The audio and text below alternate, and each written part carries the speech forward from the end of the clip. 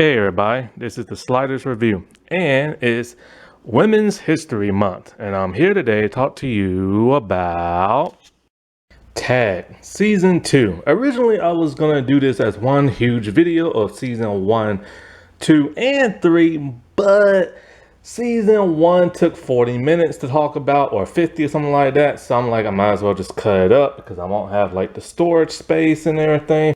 In Season 2, they take what made Season 1 so like, intriguing, and they just like expand on it. They bring in a few more characters, but still establishing that, our core three are the three main girls.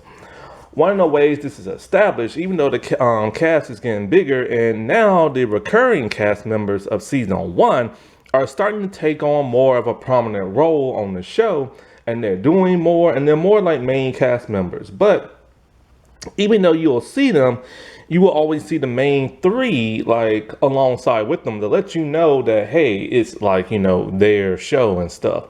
The only time this really deviates is when you get Ash and the new girl, or when it's Nikki. They try to make Nikki the new fourth like main girl, but it doesn't really come off that well in my opinion, because there aren't that many scenes with her.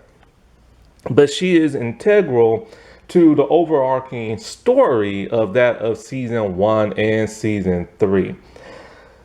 And so with Monkey King, Dunbar and everything, which by the way, Dunbar, I remember that dude from The Haunting Hour.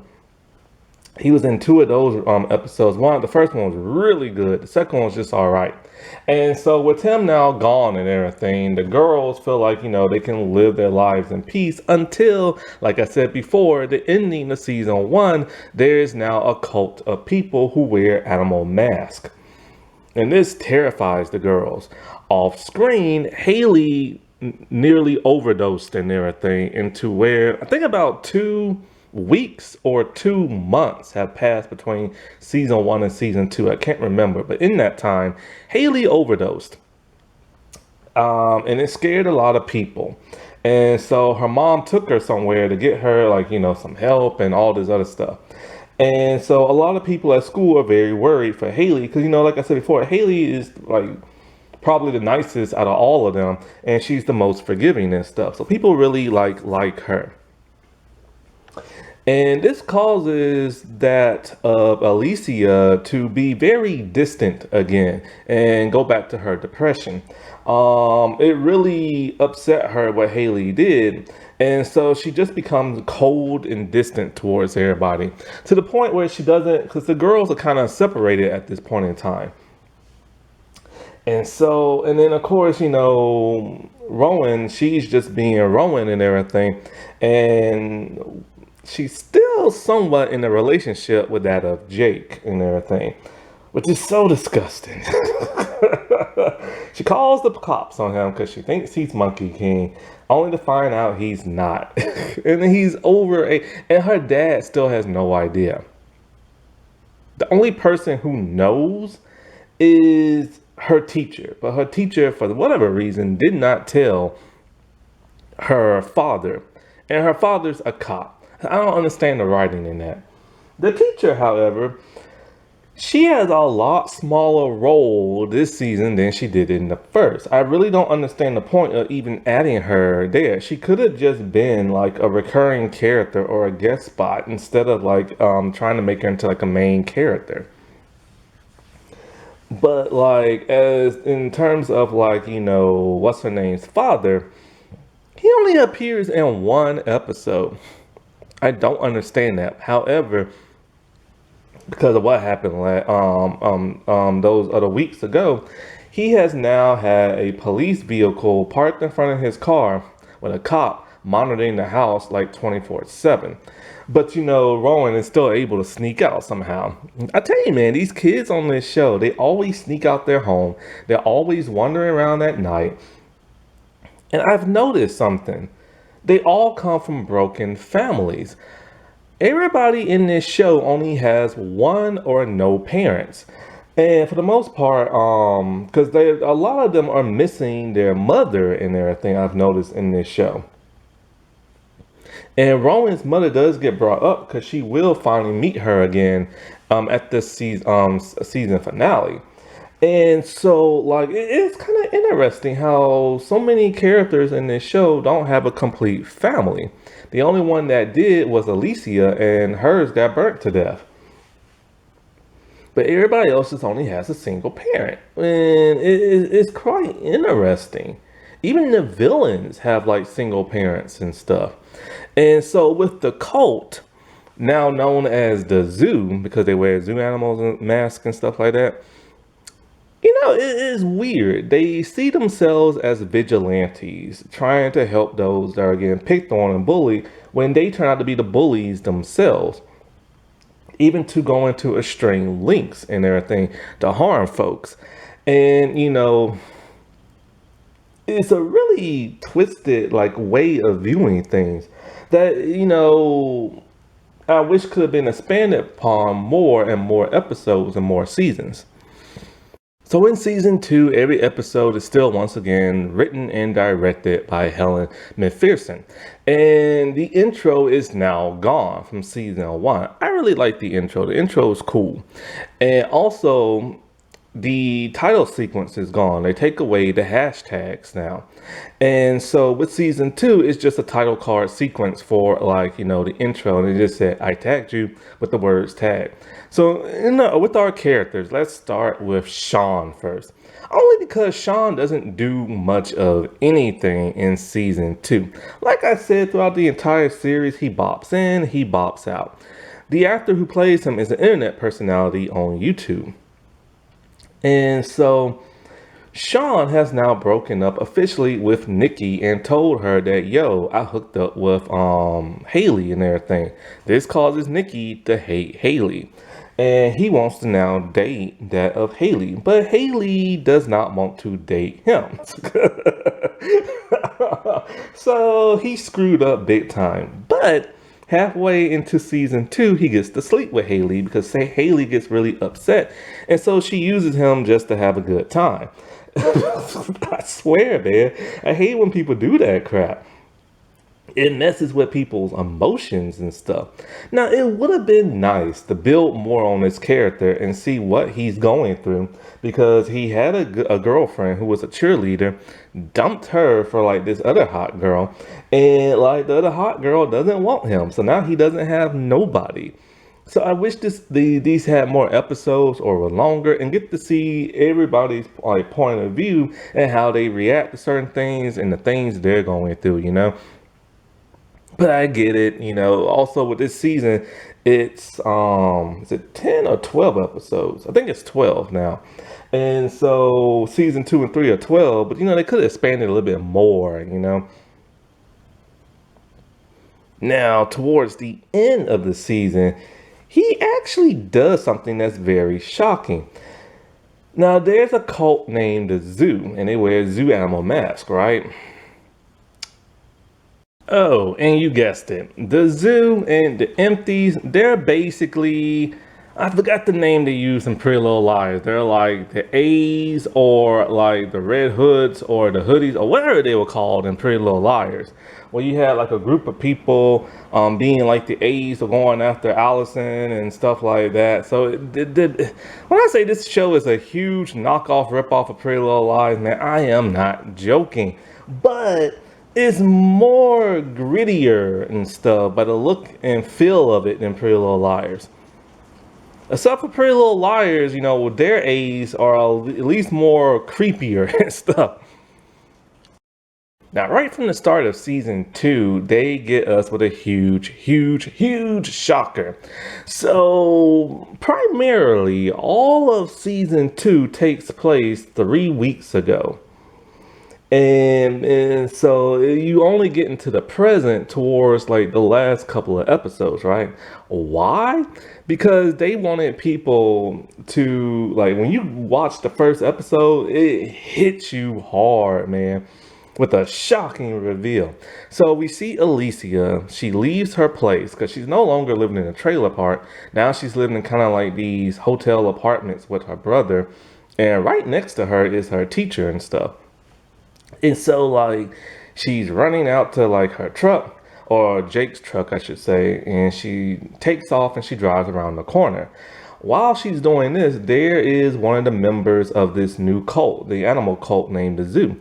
And they have a device in their hand. They keep pressing the button. And then as soon as Alicia goes around the corner, boom, it's a huge explosion.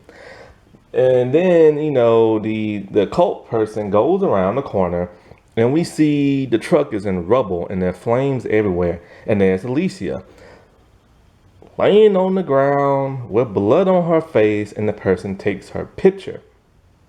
The person in the mask takes off the mask, and it's none other than Rowan. And it's just kind of like, what the heck just happened? I might as well get Mr. Pedo out the way. So Jake is actually written out of this season. He shows up in the very beginning and the very end. Jake is about to go into the police force and become a cop.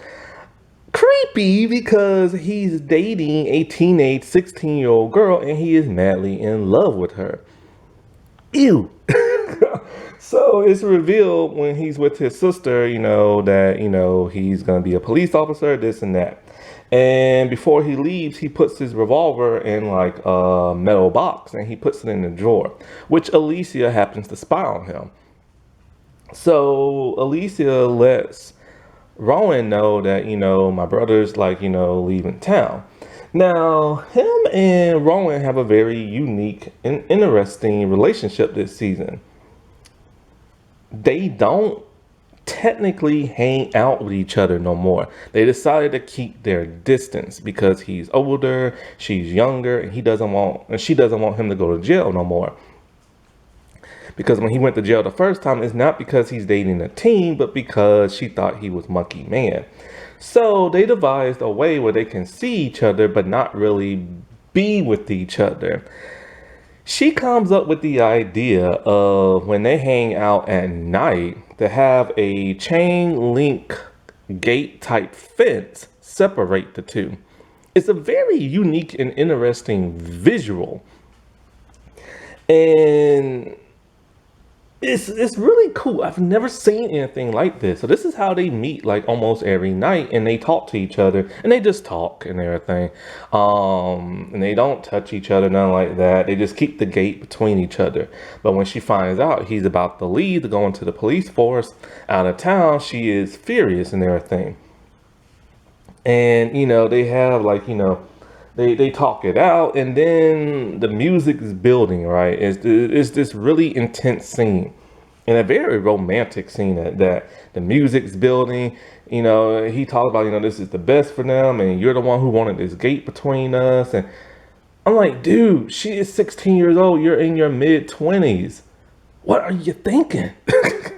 And so then he gets impulsive, and you see him climbing the fence. And it's a tall fence. He hops over it, and he just embraces her in his arms, and they kiss and everything. And besides the age things, it's a very powerful, emotional, loving scene of them being separated by a gate, him climbing over, and the kiss and everything, and they say their goodbyes, and then they leave. This would have been so amazing if they wasn't different ages and everything, which is just gross and sick and disgusting to think about. And I hate when they do this crap in shows where they romanticize underage relationships. And they do this with every teen drama, especially that are Pretty Little Liars. And all that's gonna do is cause real people to want to do that and everything, because there are so many adults who date their younger people, mainly their students and everything. And it is disgusting, and it is against the law. And Hollywood always romanticizes this. But like I said, if they was the same age, that would have been totally cool and an amazing scene. You know what I'm saying? Especially if there was like a pandemic virus thing going on or something. That would have been like an amazing scene. And it's a great visual. It's just in a wrong way because of their age and everything. And I am so sick and tired of Hollywood doing this crap. Because it's letting real pedophiles know that, yo, this is okay and everything. And this is what, and then it's teaching real teens that, love, like age has no meaning to it and stuff. Yes, it does when you're underage and stuff. And there are people who make videos about these two on YouTube with beautiful music playing in the background because they love their relationship so much. It's like the whole Ezra and Arya thing. It is wrong, people. So when Haley shows back up, she always looks out of it this season for some bizarre reason, and I wonder if there's a reason why. When the troubles that like the actress has gone through, but she always seems like she's out of it and everything. She's not as lively as she was in the first season, but then again, there is a stalker after them because Monkey Man is once again contacting them, even though Monkey Man is supposed to be dead. And Monkey Man calls himself Monkey Man 2.0, and he tells the girls he wants revenge. This season, basically, very early on, she's trying to get into a play. But she's bombing her audition because she's starting to see one of the members of the zoo. And so it freaks her out to where she screws up. Then one time when she's in a hotel, because see, this season she has a new love interest, a tutor by the name of Hawk. I'm not sure how old he is. I assumed he was a teenager because he's always lingering around school, but he could have been a teacher's aide. But in the third season, we see he lives alone in an apartment. So I don't know exactly how old he is. But Hawk is like, this really nice guy who's trying to get her off drugs, which she hasn't been on since she overdosed and stuff. But she wants to get back on them. And he's always like, telling her, you shouldn't do this and you shouldn't do that. And, you gotta live for tomorrow and stuff like that. So he's a really nice guy. And she starts to have a relationship with him. And I think they even kissed this season. And so she's moved on from like Sean and everything. Well, she get a text from Hawk saying like, meet me at this one place. And so she goes there and she gets in the elevator, and members of the zoo literally, like, first the power goes out and then the doors open and they threw a smoke bomb in there. And so like, she's coughing and she's freaking out and all this other stuff, and miraculously she gets out. We don't find out how she gets out until the next season. And so she is beyond spooked at this point, and to the point where she literally just wants to run away and never come back because she's scared of this cult, because Monkey Man goes from being Monkey Man to the Cobra King, and he's in charge of the zoo. And so like she just wants to run away, and she tells Sean, run away with me and everything, we'll never be seen again, and we'll get jobs in the like state or whatever and blah blah. So he's for it and everything, right? But not really. Like, he kind of wants to do it and he kind of doesn't.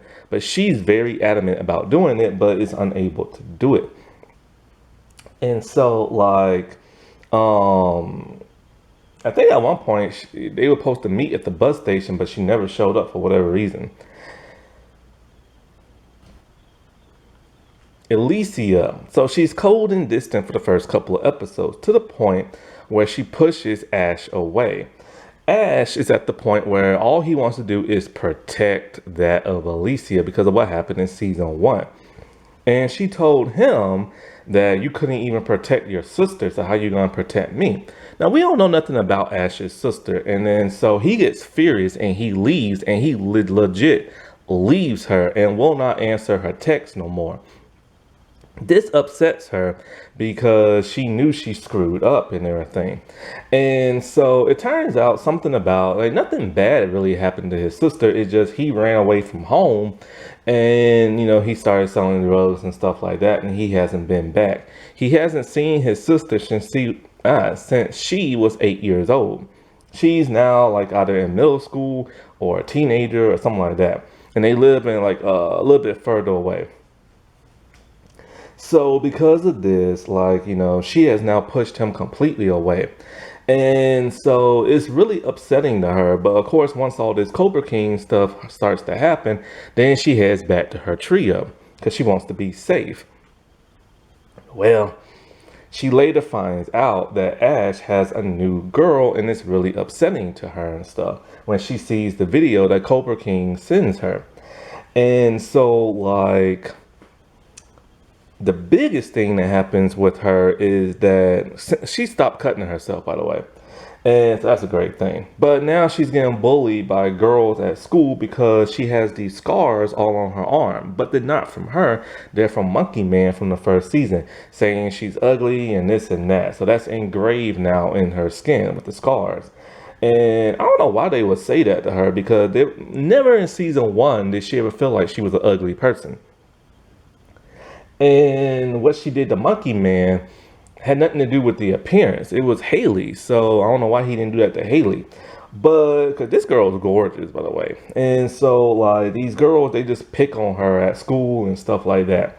And of course, you know, she gets stalked by, like, the zoo. The zoo is everywhere. There's so many members and stuff. They're constantly stalking these girls. And they walk around town with giant animal masks. And people see them and don't do nothing. They just like, okay, whatever.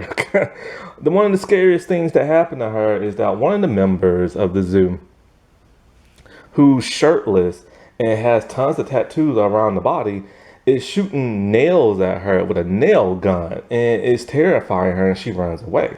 Well, the biggest revelation that happens to her this season is she finds out she never killed her parents and set the house on fire. It was actually a member of the zoo, I guess you could say. Technically, it was Monkey Man who blackmailed this one girl. And so, like, the video gets surfaced of who it is. It is Nikki and everything, of all people. So this causes her to spiral out of control. She grabs her brother's revolver and she tells the trio she's gonna mess Nikki up. But they convince her not to, but you know, she's just like whatever and runs off. Well, apparently she blacked out and has no idea what happened, and then Nikki ended up dead. So the question is, who killed Nikki? And so, you know, she's had to live with this burden for so many years of thinking she murdered her family by mistake, and actually they was murdered by somebody else. And so when she goes looking for Ash, because Ash is supposed to stay away from her because of the whole Cobra thing. And so she goes, like, after she faked her death, because that's what happened. She faked her death with the whole truck thing. Her and Rowan set something up, and I'll tell you later why. She's supposed to go off the grid, but she can't because, you know, one, she's used to having her phone, and two, she wants to make sure Ash is okay.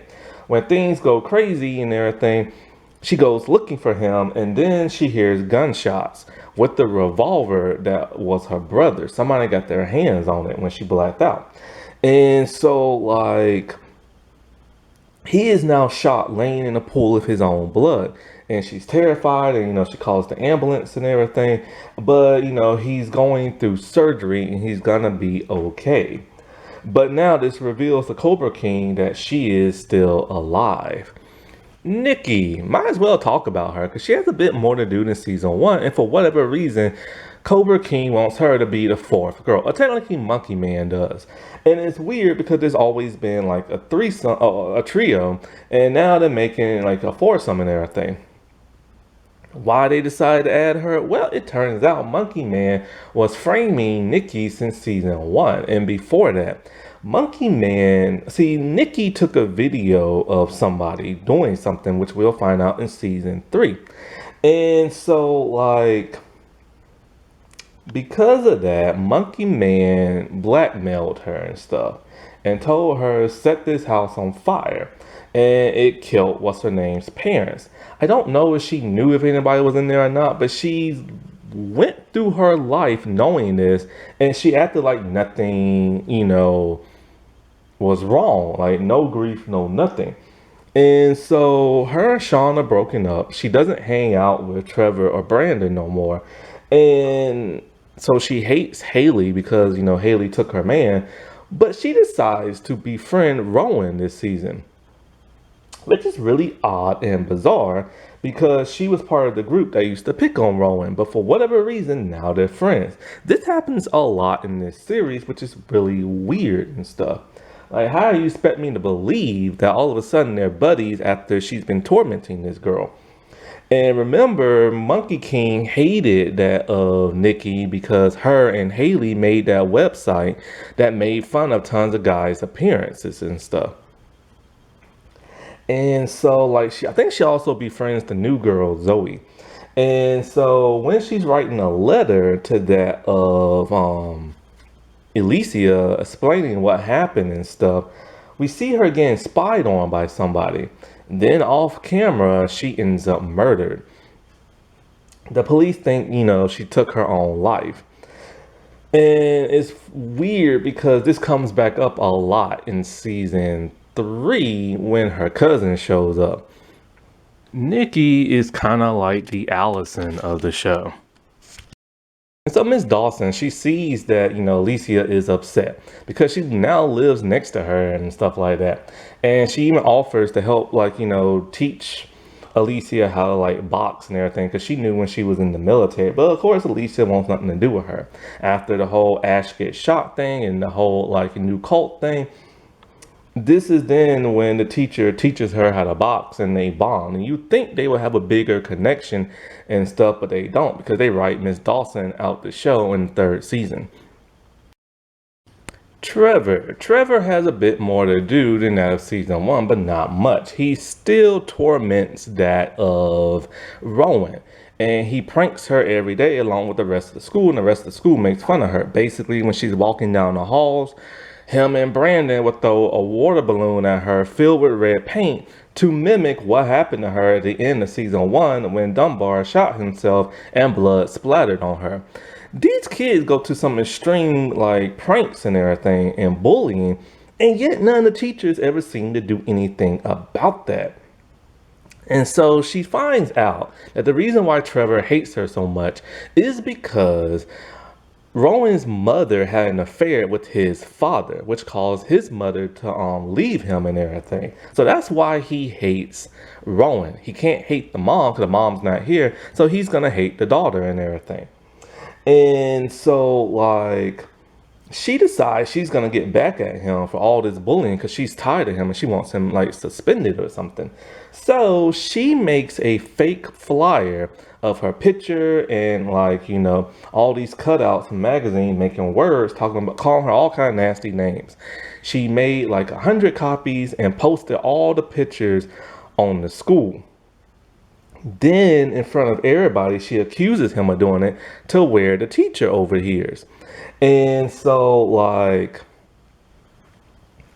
because of that, he gets in trouble, but he blames Brandon for whatever reason, because she even said the flyers in your book bag and everything. And so the teacher believes that, but then the teacher believes Trevor, and Brandon gets in trouble for this, even though Brandon did not do nothing. And so Brandon has to take down all the pictures and all this other stuff and go to detention. Some crazy stuff, man. Rowan is still our primary person. And so, like I said before, her and Jake have now broken up and everything. And so at least they wrote him off the show until they bring him back at the end. So anyway, she is getting bullied worse than that of season 1. So because, she witnessed Dunbar shooting himself in the blood splat, people are constantly throwing water balloons at her and with red paint in it. And once again, she just takes it until she tries to blackmail or frame that of Trevor. And so one thing that's bugging her this season is she can't get over the whole Dunbar thing. She blames herself, which she shouldn't, because she never bullied Dunbar. She just stood him up. And the other people actually bullied him. But she can't get him out her mind. She's having dreams about him and all this other stuff, and she wants to know more about him. And her father is all let it go, but she won't let it go. So she starts doing some digging into that of Dunbar. And so turns out he went to this camp and other people went to that camp. And the camp becomes a bigger theme in the 3rd season. And so they're trying to figure out who would want revenge for Dunbar and everything. It would have to be somebody who went to that camp and everything. And so, like, Monkey Man, like I said before, has now turned into Cobra King. And so, like, there's a person that, since her sister's written out, her sister apparently had some government files and got caught and got sent to jail. And so her sister, like, lets her, helps her by having a friend aid them and everything named Stinger. And so, like, I'll get into Stinger later. And so, like, whatchamacallit? So they're finding out new stuff about like Dunbar and like all this other crap, right? Well, throughout the season, like she befriends a girl named Zoe, who is the new girl and stuff. And she also befriends that of Nikki. And so like her and Brandon start to bond this season, which is really weird because he's one of the leaders of the people who bullies her and stuff. And so, because they have like a project to do at school together. And so he doesn't want to do it with her. So she just shows up at his place because he won't even let her know where she lives, but she found out anyway. He doesn't like the idea of her, like, finding out where he lives, and then when she's in his place, she's searching around his stuff because he knew Dunbar and everything that he revealed last season. So she's searching around his place and everything, and he doesn't like that, and he basically just wants her to leave. Well, when she shows up again, we find out why he's such a douche and everything. It's because his father is one, and she has sympathy for him because of this. And when the father makes fun of him for having the Kermit the Frog stuffed animal, he throws it to Rowan, and she just takes off with it. When kids at school think it might be his, she pretends like it's hers or something like that. And so Brandon starts to like, oh, wow, you really had my back. And it's weird because we hate each other and stuff. Well, of course, it happens. They bond so much that they kiss. Why was this written here? First, she goes from an adult guy to now liking her bully and everything. Like, this girl has some trauma, but it's weird because she has a father figure in her life, as in her father. It's just her mom who ran out. And so, like, like they kiss and crap like that. And I'm not sure if it's revealed who is Dunbar's cousin this season or not. I don't know if it's this season or next, but they find out who is the cousin, and they get very suspicious and worried, thinking the cousin might be the one who want revenge. Well, when the help of Stinger and everything, they find out that Cobra King wants one of them to kill one of them. So she devises a ruse to where they plant like a car bomb underneath like Alicia's car, and they pretend like to kill her and everything. So they pour like fake blood on her face and all this other stuff, take the picture, send it to Cobra King to make him happy. And she infiltrates the zoo and everything. And when she infiltrates the zoo, she sees somebody wearing a cobra mask, thinking it's Cobra King, because the whole thing about the zoo is that they're anonymous. They're just random kids on like the internet who's part of this blog type thing. And they have parties and everything like that. So she infiltrates it, sees Cobra King, confronts him, but then Cobra King realizes something. Oh, this is Rowan. Takes off her mask, takes off the other person's mask. It's Brandon, of all people. Before I get into Brandon, let me get through some other people. So, Stinger. Stinger is the friend of that Bree. And he's like this amazing cyber hacker type dude who lives in an abandoned church. And so, like, he's helping the girls figure out all this stuff. And so, like, he's basically the Bree of this show. A little bit of Mona from Pretty Little Liars and stuff like that. Ash. Ash is no longer selling drugs and everything. He's pissed at Alicia, and he thinks about his sister who he abandoned and stuff. He befriends a new girl named Zoe, and they start to really like hit it off and everything until he realizes that he still has feelings for Alicia. And so like he ends up getting shot. And they believe it, the person, because when they found out Alicia is alive, all of a sudden, they go to like shoot her and everything, but they get him and like all this other stuff, but he survives and everything. And when I say he hooks up with that of like Zoe, he kind of does. They make out in a very like heated kind of way. Zoe is the new girl and everything, and she's played by Emma Dumont. And I remember her from The Gifted, that X-Men show. She always plays a villain, and she's an amazing dancer in real life. And she was in Oppenheimer. And so basically her thing is she's a new girl who transferred from like a different school. And so like her father is dying of cancer. When she finds Ash, she because she was talking to, I think, to Haley or something like that, and she wanted to know, does she have a dealer and everything? She's like, yeah, but he doesn't really do it no more. And he doesn't, but he does help her out by giving her some weed. And so they bond and everything. He spies on her only because he's very intrigued by her. And so he sees her going to and from the hospital, and she reveals to him about her father. He reveals to her about his sister, something he doesn't tell people. He only tells people he really, really likes, like Alicia and stuff. And so these two, they constantly are hanging out, they're bonding, and like, because he's supposed to stay away from Alicia because Cobra King has demanded it. Because Cobra King pretty much said if you hang out with Alicia, somebody's going to get hurt, meaning Alicia. So he has moved on from Alicia, and now he's kind of seeing that Zoe and stuff. They strip their clothes off, they make out and stuff like that. But he still has feelings for like Alicia. She befriends that of Nikki and that of Rowan. And so I think, I'm not 100% sure, but I do think it is revealed because they went into somebody's home and they saw a picture of Zoe in Dunbar, and it's revealed that she is his cousin and everything.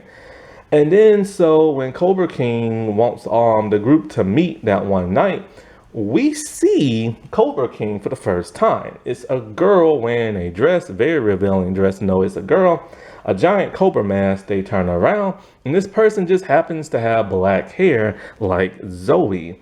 And so Zoe is Cobra King, which gets really interesting towards like the third season. And it took it in a way that I was expecting, but was not expecting. So, Brandon, there's a reason why I left him for last. See, he's still a jerk. He still picks on that of Rowan. But we find out why. His dad is a terrible person who berates him all the time, verbally, and smacks him around and pushes him around. His father used to be nice. He even taught Brandon how to play baseball. But Brandon's mother left them. And so for 8 years, his dad had just turned into a terrible person and takes it out on his son for whatever reason. And so, this is why he is the way he is. Now, he does start to befriend that of Rowan to the point where they kiss. This causes him to have a nervous breakdown because he feels guilty. And so one night when she's in her home by herself, he shows up breaking in and everything and reveals to her that he has a dark secret, that he didn't tell her the full truth about how he knows Dunbar. It turns out that Dunbar got the idea of becoming Monkey King and stalking the girls from him. See, Dunbar and him were pretty good friends and everything, and he feels terrible when Dunbar got picked on by that girl with the knife, and he just sat there laughing and recording it. So he wanted to make it up to Dunbar by telling him, well, you know what, just get revenge on all these girls and stuff. So he is the one who planted the idea in Dunbar's head. And so like, oh, by the way, this is him. He just changed his hairstyle this season.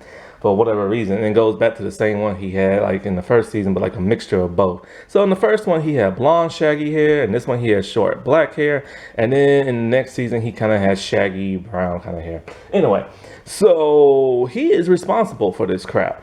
And not only that, but when Dunbar took his own life, he decided to take up the mantle of Monkey King 2.0.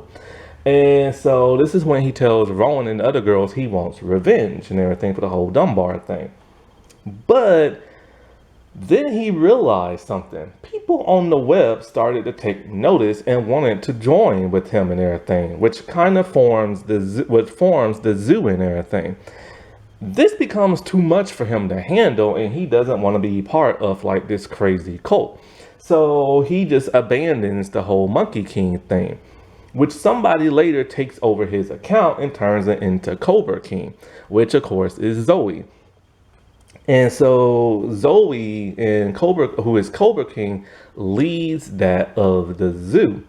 And so he apologizes profusely to her, but he didn't think this would spread the way it did.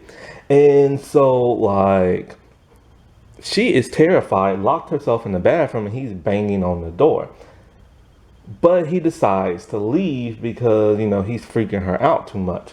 Well, when she tells the trio this and Stinger's all like, yo, man, I can set it up to make him look like the next Columbine and everything via the internet. So they plant all this fake evidence via pictures and videos and stuff of whatchamacallem on Brandon. Because of this, he gets in trouble. He's expelled from school and he's put in juvie. And so like he doesn't go because he started a cult. He goes because of fake like threats against the school and stuff. And while in juvie and everything, he gets a message from Cobra King. One thing that's odd about Cobra King is that they're able to send messages through the TVs that don't have the internet, like old-fashioned boob tube TVs and crap. This happens when Haley's walking down the street and there's a bunch of boob tube TVs that hooked up to the internet somehow. And now you can hook up the internet to a boob tube TV. Back in the day, before my boob tube just shut itself down and everything, I wanted like, you know, streaming sites and everything, streaming apps. And I got tired of looking on my tablet because at that time I had a tiny tablet, then I got a bigger tablet, but I noticed the tablet glare and the bright lights were hurting my eyes. And so I wanted to watch stuff on TV like, you know, like I used to and stuff. So somebody suggested that I buy a Blu-ray device and everything that has apps on it and the internet and stuff. So I was able to hook that up to my my boob tube TV. And so I kept that for a while till the TV just broke. And then I got like a typical like smart TV like everybody else. I had to get with the times. Everything. My old fashioned behind. I feel like this, look, if it ain't broke, don't fix it until it does break. So there are tons of ways to do that. Even like gaming devices. There are like these little modems that have like streaming apps on you can hook up to an old TV. So it is possible. It's just weird they'll have that in juvie and everything. And then so towards the end and everything, when Brandon's all locked up, and so like, you know, they think they have all this behind them and everything until Cobra King like texts again about this meeting they're supposed to have. So the girls go to like that meeting. And so when they go to the meeting and everything to spy on like the cult, it's not the zoo. Instead, it's a group of people wearing paper mache masks. In third season, we find out these are called the empties and everything. And we see one is Sean. And so this freaks them girls out. And then we see Cobra King, who turns around. Like I said before, we see the black hair and it's Zoe wearing a mask. And I don't know why she didn't call herself Cobra Queen, because maybe Brandon was Cobra King because he does have a cobra snake and everything. But it's not him because there's a reason why Cobra King is Cobra King, and that's because of the camp that has two snakes as its mascot and everything. So, season 2 is very ambitious and everything. It ups the ante and it gives us more clues into what happened in that of season 1. My only problem is that with the zoo, you think these people would go and harm somebody, like physically harm somebody, but they really don't. They mostly just go around scaring people, walking around town and stuff, which is creepy. But because they're wearing masks, you get that whole slasher vibe thing. And so you expecting somebody to really get it, other than that of Ash, who gets shot but makes a recovery. If he would have died, that would have been more emotional and stuff. Oh, and like I said, Jake comes back to see what's going on and everything, and blah blah crap like that. Uh, his pedo behind. And so, so where season 2 does get a bit better, it kind of falls slightly apart because the girls, they do still investigate, not as strong as season 3. It's just weird when they go about their normal lives, but they don't do it as much as season 1. And so the cast is getting much and much and much bigger to the point where it's kind of like, it would have been nice if some of these kids were to either be part of the cult or like get attacked by the cult, because only Nikki dies, but we see her die off screen. And we don't even really see the body afterwards when she's dead. So it's just kind of like, it feels flat because, this is a teen drama and they do go there, but they don't want to go there. And so it's unsatisfying because it would be like watching a slasher movie and everybody who dies get killed like off screen and everything. Like you need that emotional resonance to add like depth to like your series and stuff, because if you're gonna go there and write this tragic teen story, you have to show it and everything. And you do get the fear of like the nail gun shot at like Elysia or like Haley and like the smoke bomb and everything, but you need more than a bunch of people, because the thing about the cult, the zoo, they're constantly spying on the girls, and when the girls do see them, they get terrified, but they don't ever do nothing to the girls. They don't chase them or nothing. They just disappear real fast, or like there'll be a bunch of them out there and the mannequin will like set on fire and stuff, and that's about it. But then when you get to season 3 is probably the best out of all 3 seasons. Happy Women's History Month, everybody. All right, well, I'll talk to you later. Bye.